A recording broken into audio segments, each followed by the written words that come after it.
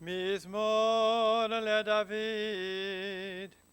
אדוני אלוהי לא יחסר, בנודע שיביצני, עמי מנוחות ינהלני.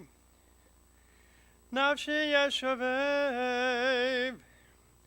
ינחני במעגלי צדק, למען שמו. גם כי אלך בגיא צל מוות, לא ירא רע כי אתה עמדי. שבטך משענתך, המה ינחמוני.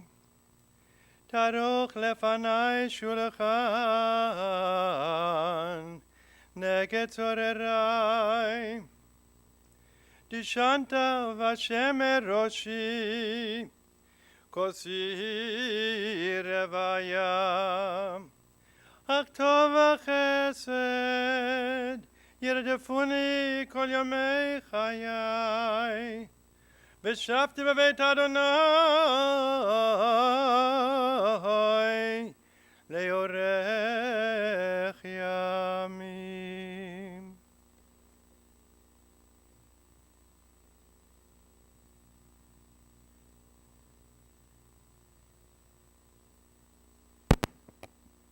As Cantor began our service chanting Psalm 23, please join me in Psalm 23 in the English. The Lord is my shepherd, I shall not want.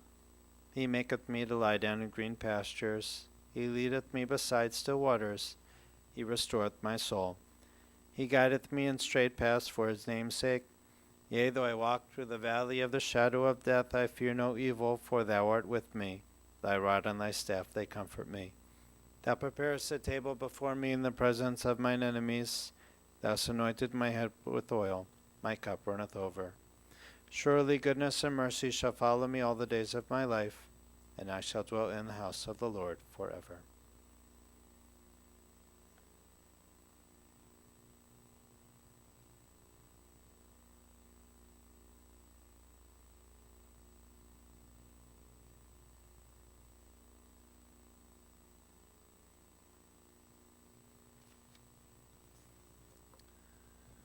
Adonai Natam Adonai Lakach Yishem Adonai Mevarach. The Lord has given, the Lord has taken away. Blessed be the name of the Lord. We gather today to honor and show respect and express our love and say goodbye to our dear beloved Scott Halpern, who was taken from us this past week just before the onset of the last days of the festival of Pesach. And this is a very difficult loss. For each of you, the members of the family, for each of you, the friends who are gathered here. It is painful to see one struck down at such a young age, and so much life ahead of them. So much to live for. And yet we're grateful because in Scott's 51 years, he lived more than 51 years. He lived in those years a life full of so much energy and joy and blessing and most of all love for each of you. And it's the memories of that joy and that love that will carry you forward and help you through this moment. And we pray give you strength and healing. And so we are here to share those memories together and to be comforted by them. I'd like to call first on Scott's daughter Zoe, who is going to share thoughts with us today, and then Rabbi Rudendoria.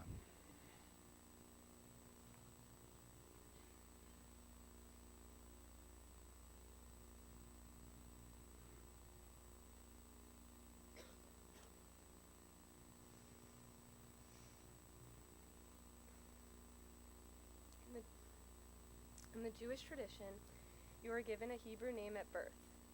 My dad's name was Simcha Melech, which, is it not loud enough?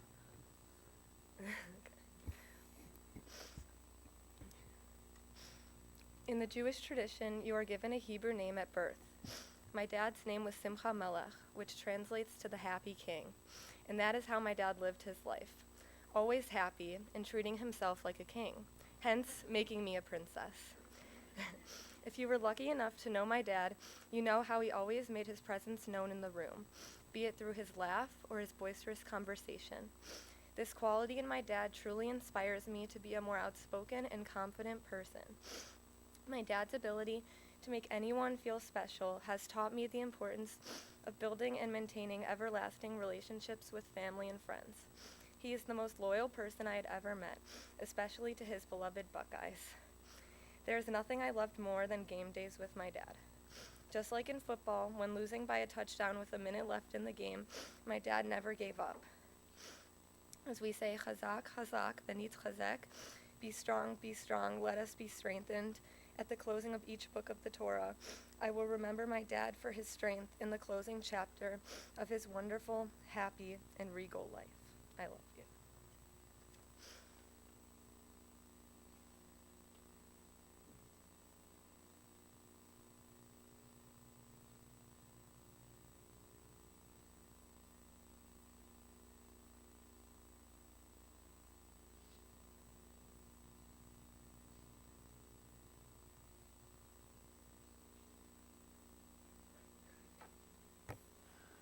Scott's sister Lori is also going to share some words with us.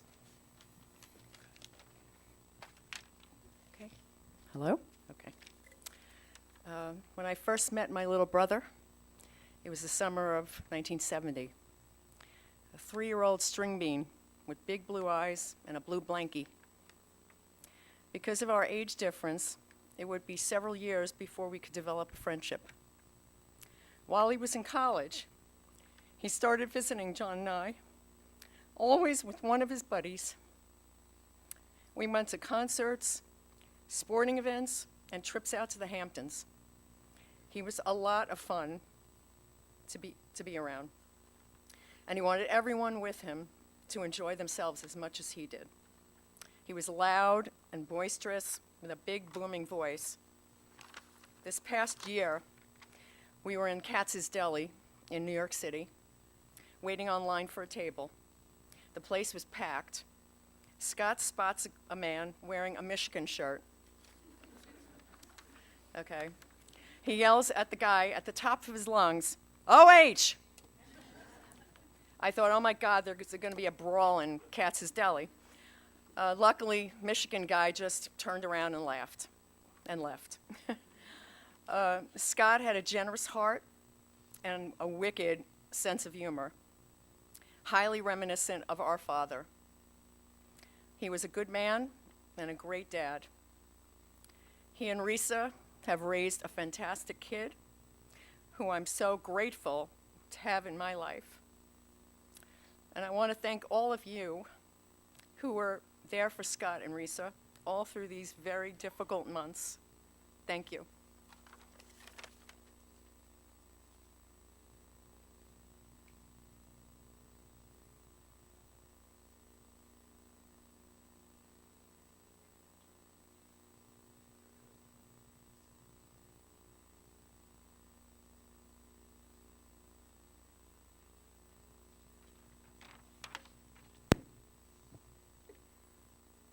Every single year we read the Torah and we rejoice at its end, even though the final section details the death of Moses. Upon its completion, we are required to joyously return to its beginning and start the Torah from its opening. Judaism teaches that our lives are like a book, our actions and words are recorded. This week, Scott's book was finished, so young, with so much to live for. And yet, we each can continue to write the chapters of Scott's book that lay unfinished, as we each carry Scott's love of life, his incredible strength and fight, his love of family, most especially for his one and only Zoe, and you make him so proud. I know that I've seen the nachas in his face as you grew up at the shul, singing, leading services, reading Torah. I know how much honor and joy and love you have given to Dad. And his biggest supporter and partner, his nurse, doctor, caregiver, protector, you, Risa, the perfect balance, a bit of a yin-yang together. The rabbis imagine Moses crying while writing the final chapters of the Torah telling of his own death. And it's the same for us today. Though Scott's book is sealed with our tears, we rejoice for we have the opportunity to share his story from the beginning. For all us to remember a man who was grounded not just because he sold flooring, but because that's who he was. A man who lived a life filled with love, as you said, love of family, incredible loyalty, love of his Buckeyes, incredible humor, great strength. We'll never forget him.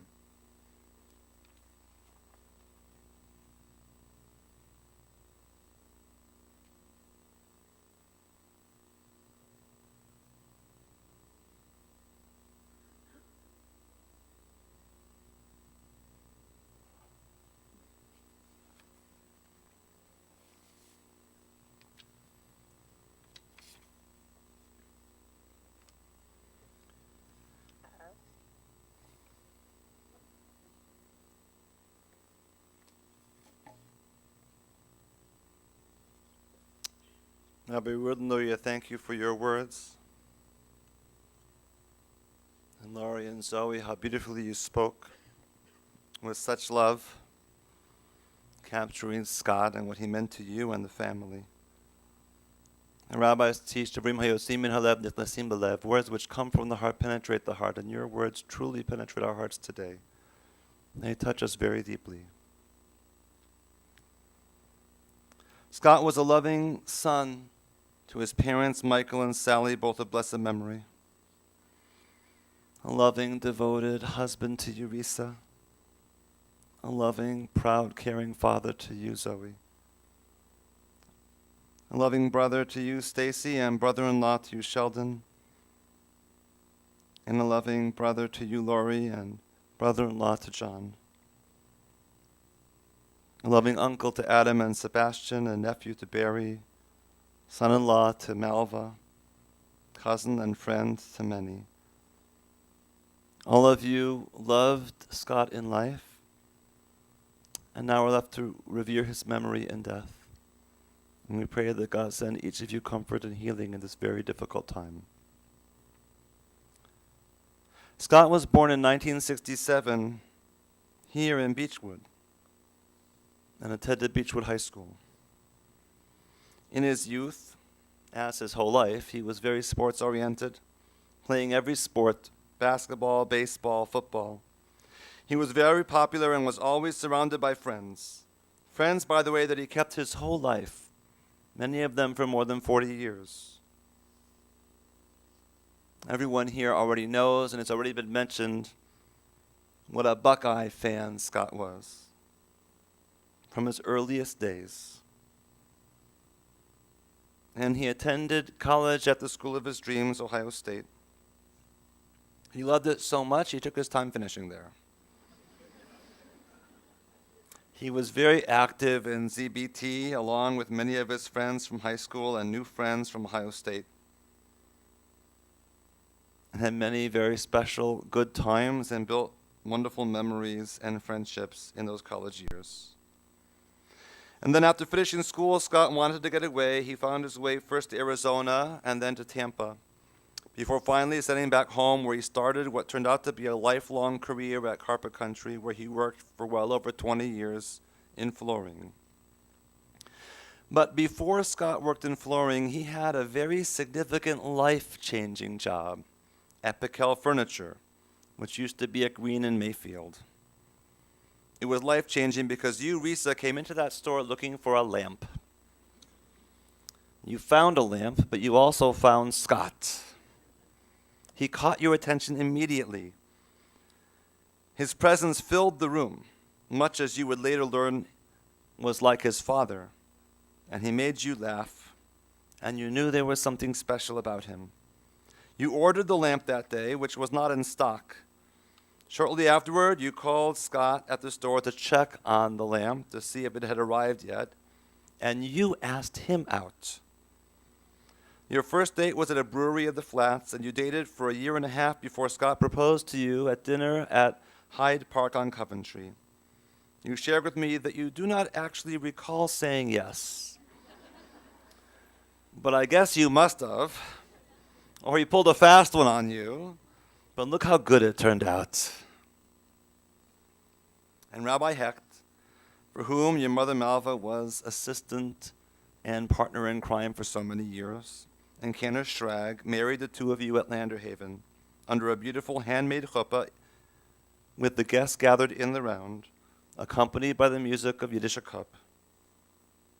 And by the way, for those who don't know, she never did get that lamp.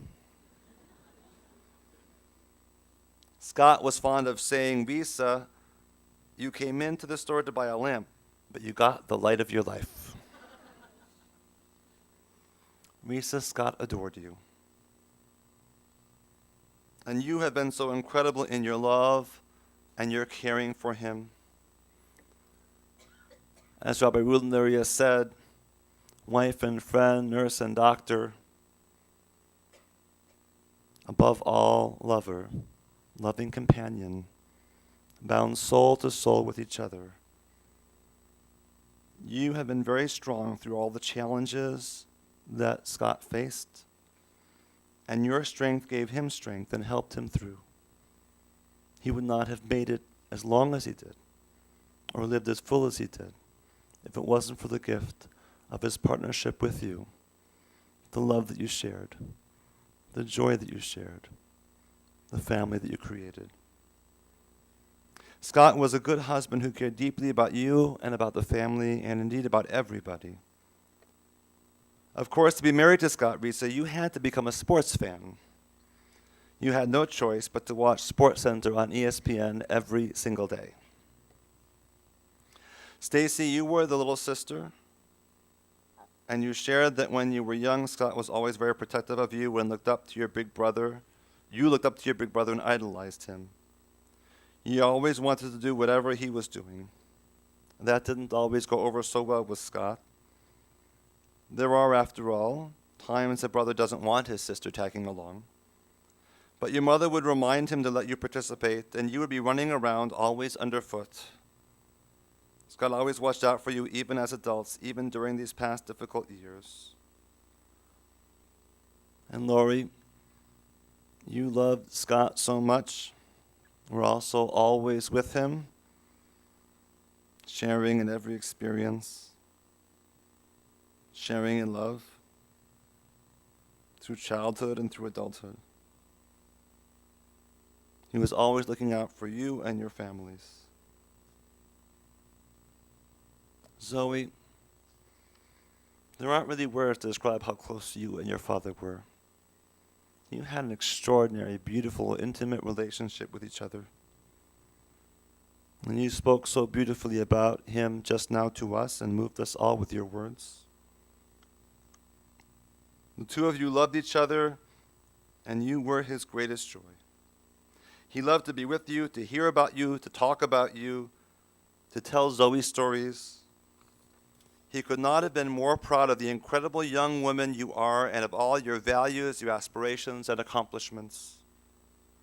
And of course, his greatest joy was that you chose to go to Ohio State, where you are finishing your freshman year. What a blessing that he was able to see you go there and that he was able to visit with you there on the campus of his alma mater. As you all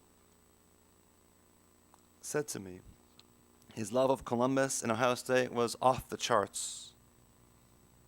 And if I had any doubt that was true, and I didn't really, but if I did, that doubt vanished when you took me into his Ohio State room in the house. A shrine. A room like no other, filled with autographed helmets and jerseys and photos and memorabilia, so many items that it is overwhelming and dazzling to see. And in the middle of all that, 2 pictures of his ZBT class with all his friends and a wooden board inscribed from his being pledged. Scott lived and breathed Buckeye like no one else. It flowed through his blood. At the frat house, he was a champion pool player and the master of small games. He was also coach of his fraternity's chug team. He fed them bread so they wouldn't get too sick. He loved the frat softball team and golf and bowling. Ohio State was an exciting time for Scott, filled with fun and friends. Zoe, your being there for him was the fulfillment of a dream. And Zoe, your mom shared with me just a beautiful little coincidence or not coincidence that when you were together choosing the casket in which your father's body would rest, you looked at them all and you picked out this casket. You thought it was the most beautiful, not knowing that its name was Buckeye. Could it be any more appropriate that Scott will spend eternity in a Buckeye? Zoe, your dad always pushed you to work hard and to do well. He pushed you to be your best, but also guided you not to get bogged down in the little things. He encouraged you to be social, and now as a result, you are a serious student who focuses on her tasks, but also have become much more outspoken. He was a very smart guy, but he himself never felt he had lived up to his full potential, and he wanted to make sure that you did. So he pushed you, made sure you studied, that you were organized and disciplined. It was important to him that you went to Laurel, and you have lived up to his dreams and made him so proud. And just last week, you got on the board, the executive board of AE Phi, a Jewish sorority akin to ZBT, which was a Jewish fraternity, though different one. He was so proud of that. He also encouraged you always to try new things. He encouraged you to travel to Israel on the art history trip with Laurel, on BBYO summer programs, and more. He taught you to take risks and chances, do new things, push the envelope, and allow yourself to grow in new directions. And he was always supportive of everything that you did. And he was not intensely Jewish in a religious sense, but as Judaism was very important to him, and he made sure that you got a Jewish education, that you went to Israel, that you would have a strong Jewish foundation. There are so many wonderful memories of those trips to Disney World. You shared with me once you were there together when you were just 3, and you refused to go on all the rides. And you and your father and mother were waiting in line to go on the Peter Pan ride. Your dad got on the car ahead, and then you and your mom were supposed to get into the next car right behind him, but you would not get in that car. And so your dad sailed off, waving to you. You talked beautifully in your remarks about how he was the king and you were the princess, and at your bat mitzvah he insisted that you had to have a special princess chair to sit in. You didn't want the chair, but he wanted you to have it because he wanted everyone to know how special you were. That and sushi were the only 2 things he cared about for your party. And then there was your graduation party. He amazed and surprised you by arranging for the local Ohio State alumni marching band to appear. They arrived in the Euclid rocket car and marched up the driveway in uniform and performed. And Risa, you got out your baton and joined them. And you even convinced them to form the classic Script Ohio formation. That was so special. And I asked you, how did he do that? Where did he find the alumni marching band, and how did he convince them to come? And you shared with me that he met a member of the band when he went to his house, and he's for flooring, I think, if I remember right, and was a customer. And he saw on the wall a sign indicating that he was a member of the alumni band or something, or else maybe the man mentioned to him that he was a member of the alumni band, and they got to talking with each other. And of course, Scott became friends instantly with everyone that he talked to. And he said, you know, my daughter's graduation's coming up. Do you think the band would perform? And he convinced them to do it. Not everyone could make that happen. And then there was this past Thanksgiving. He was sick at that point, but he wanted so much to be in Columbus with you.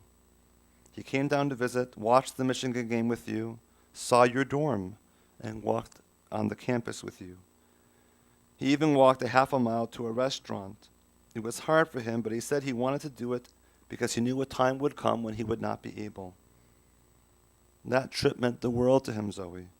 To see you in your environment at his school, to share his love of Ohio State with you, and to see how successful you will become and how you were on the road to your future. He was so proud of you that he kept your acceptance letter from Ohio State framed in his Buckeye shrine.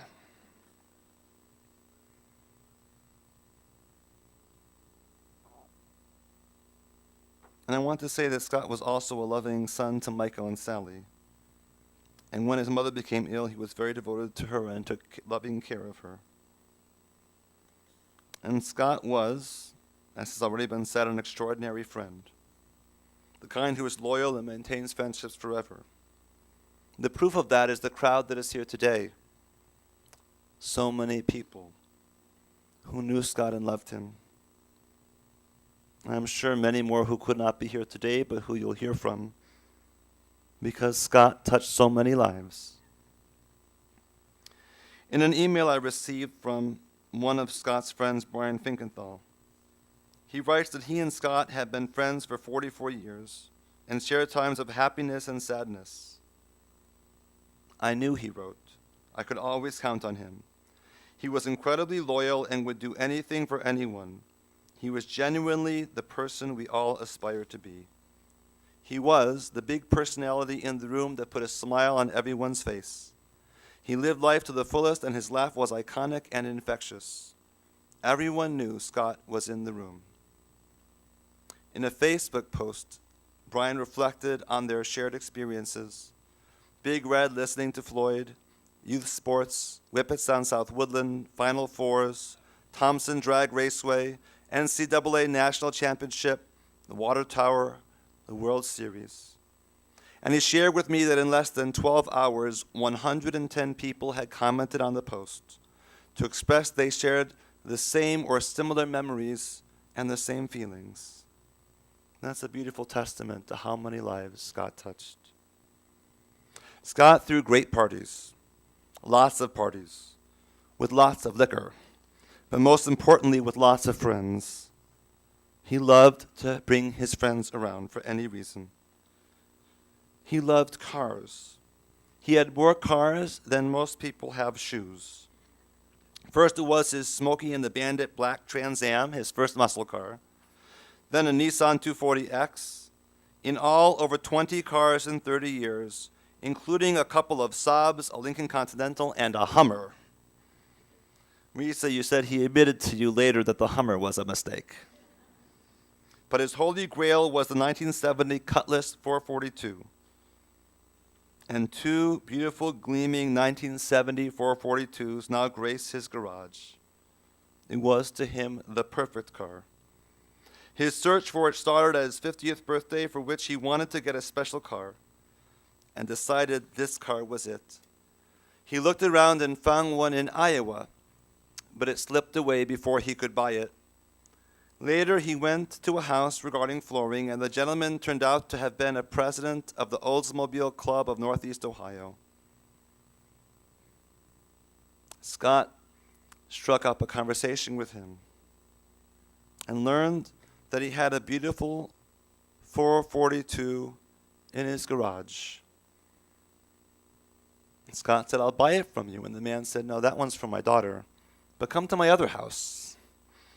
And at the other house, he had another 442, a beautiful convertible, which he sold to Scott for a song. It didn't run, of course, but Scott didn't care. He would rebuild it. And then he decided that the car needed a brother. He told you, Risa, that you would each have one to drive. I'm not sure you felt that you needed to have one to drive, but he felt you needed to have one to drive. And so you both drove, I think, to Detroit to get the second 442. He was in heaven, and he was in the process of rebuilding one of them when he passed. Of course, Scott's other love after family was OSU football. We've already spoken about his extraordinary collection. He was a sports fanatic, and he traveled all over to watch his team. He was even in the movie Draft Day, seen cheering in the front row of the stadium on the Browns' opening day in the opening sequence of the movie. He was also a gambler. He celebrated his 40th birthday with a trip to Vegas for his birthday, and then went back every year. And for him, it could be said gambling kept him alive. Each surgery, each treatment was a gamble, each with its own risks, no guarantees of success. And for a while, thankfully, Scott kept winning. Scott never complained about anything. He was adventurous. When he moved to Arizona and then to Tampa, he just picked up and left with no plan. In Arizona, he had friends there, a couple that lived there. He packed up his life, his dog, moved in with them until he was able to move out on his own. He even spent the couple's first anniversary on their couch. And every time he came back from what you called his walkabouts, he brought home a dog. He was funny and confident and loud and outspoken and very gregarious. And at 6'2", he was very tall. He stood out in a crowd. He was strong. He was always positive. He never complained about his illnesses. He fought very hard. Gallbladder cancer is a very aggressive type of cancer. But Scott lasted 7 years because he was determined to be with all of you as long as he could, because he cherished every day with family. And he lived each and every one of those days fully, a full life, filled with love and joy. So much so that, Risa, you shared with me that until recently you never thought of him as a, quote, cancer patient. Through it all, he always told you it was important to look forward, never to look back. But the past months were really hard for him.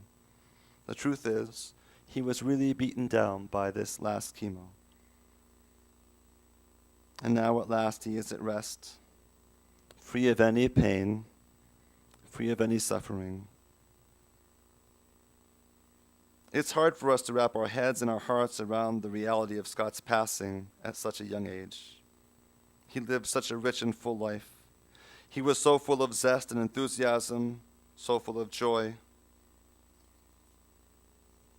But we are comforted by the reality that he lived so fully, that he loved so many, and that he leaves behind such an extraordinary legacy. He taught you each to live life to the fullest, to take advantage of every moment, to never delay the opportunity to do the things that bring you joy. He taught you to be persistent in achieving your goals and living up to your full potential. He taught you the importance of family, what it means to cherish every moment together. He was a gift to each of you. And Risa, all of you, but especially you, Risa, were such a gift to him. How you watched over him like an angel. How you cared for him, helped him, supported him, nurtured him, sought to heal him. And he'll always be with you in your hearts. There was a very beautiful, tragic story in the Talmud regarding Rabbi Meir and his wife, Beruria.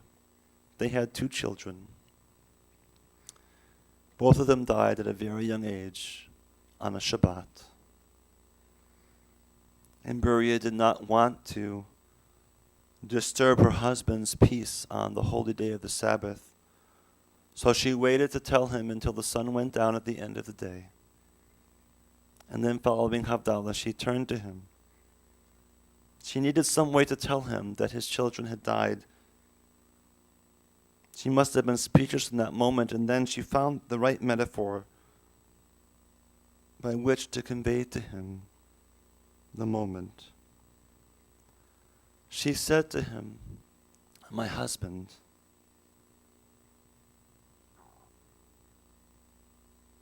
there was a man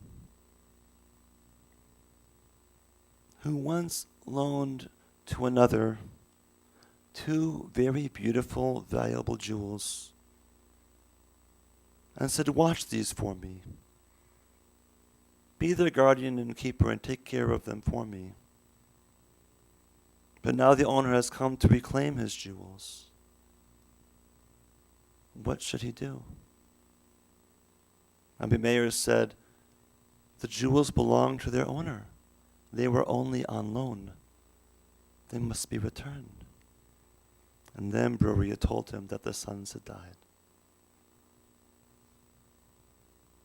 Scott was on loan to us. He returns now to his Maker. It is hard to give him up physically, though we never give him up spiritually and emotionally.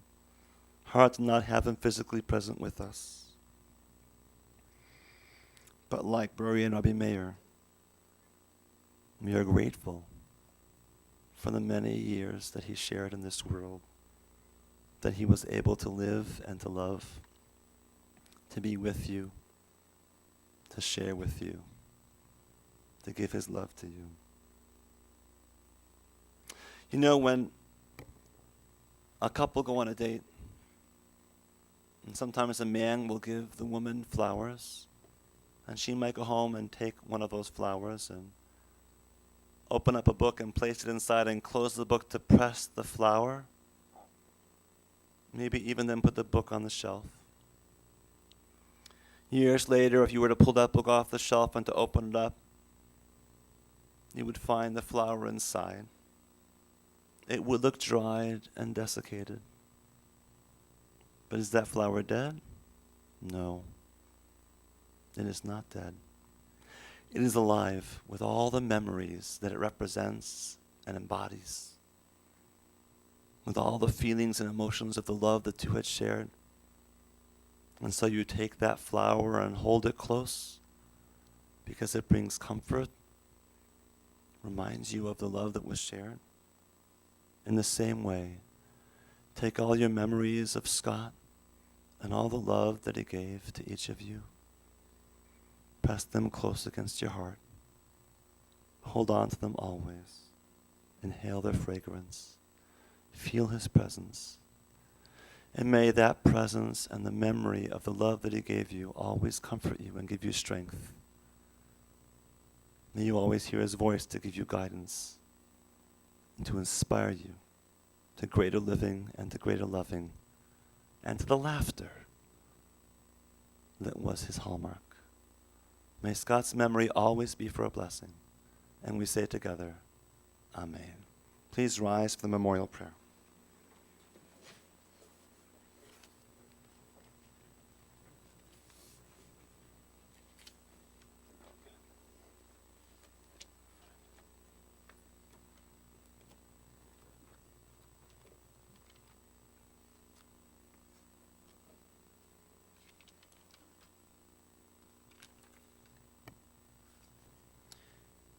Elo aslichot, chanun v'rachum merachapayim v'rav chesed, amsei kapara pesha v'akravat yeshem nuchanachonot akat kanfei hashechina, Pemalot kedoshim otorim, kezorak yamazirim, et nishmat, Simcha melech, ben Michael v'sora, shalach l'olamo, b'galei de menuchato anavarachamim, Zachra la letova kol zechuyoteh tzilotecha v'yartzotecha im taklo sharet tzedek v'yorashechem levechanina v'zedek navachas tzirei le'olamim u'tzor chaim nishmato Adonai yonachalato v'nok b'shalom amishkavo v'nomar Amen. God of forgiveness, you who are gracious and compassionate, patient and abundantly kind, we pray that you grant infinite rest in your sheltering presence among the holy and pure, to the soul of our beloved Scott, who has gone to his eternal home. O merciful one, we ask that you remember all the worthy and righteous deeds he performed in the land of the living. May he find perfect peace in your eternal embrace. May his soul be bound up in the bond of eternal life. May the Lord be his portion. May he rest in peace. And let us say together, Amen.